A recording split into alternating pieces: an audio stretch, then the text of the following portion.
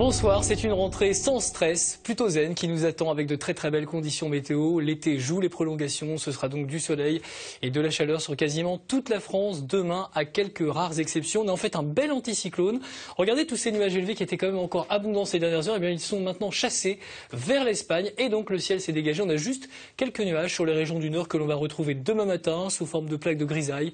Quelques nuages de la Bretagne à la Normandie, du bassin parisien jusqu'aux Ardennes ou à la Picardie. Et ces nuages vont se dissiper. Donc demain après-midi, y compris sur ces régions du nord, ciel souvent dégagé, ciel clair sur les régions du sud et même disparition du Mistral qui soufflera demain matin à 50 km/h. En vallée du Rhône, il n'y en aura quasiment plus demain après-midi. Les températures au début du jour, entre 7 et 21 degrés à Nice, et puis l'après-midi, température en hausse, donc vraiment un temps d'été, y compris sur la moitié nord, jusqu'à 28 degrés à Nantes, 27 degrés jusqu'au bassin parisien ou encore en plaine d'Alsace. Le maximum, ce sera sur le sud-ouest du pays, près de la Garonne, entre Bordeaux et Toulouse.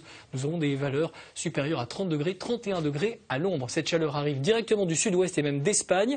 Et donc, nous aurons des températures en hausse dans les prochaines 48 heures. Mercredi, le thermomètre va dépasser à nouveau les 30 degrés sur la moitié nord, par exemple à Nantes ou à Paris. Et on atteindra 33 degrés, par exemple, à Bordeaux. Donc, mercredi, persistance d'un temps ensoleillé avec vraiment de très belles conditions estivales. Changement de temps en région toulousaine. Il y aura du vent. Vent d'automne cette fois, avec des rafales à 70 km/h. Vent que l'on retrouvera également jeudi, qui sera à nouveau une journée chaude au nord comme au sud. Beaucoup de soleil, avec quand même en fin de journée les premiers nuages qui arriveront dans un premier temps très discrètement.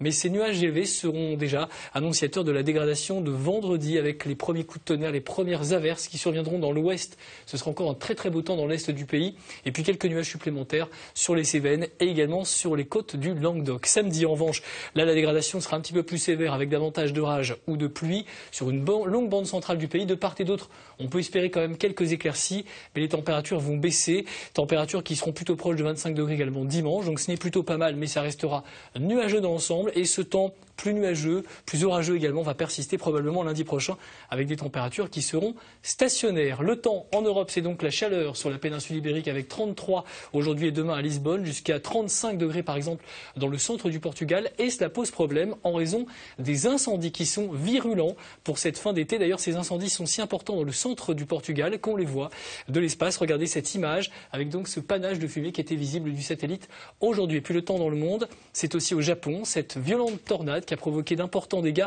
au nord de Tokyo. Les rafales de vent ont soufflé littéralement les habitations, tendance à l'accalmie avant l'arrivée d'une tempête tropicale. Passez une bonne soirée avec nous sur France 2. Tout de suite, c'est Castle. On se retrouve demain. Bonne rentrée.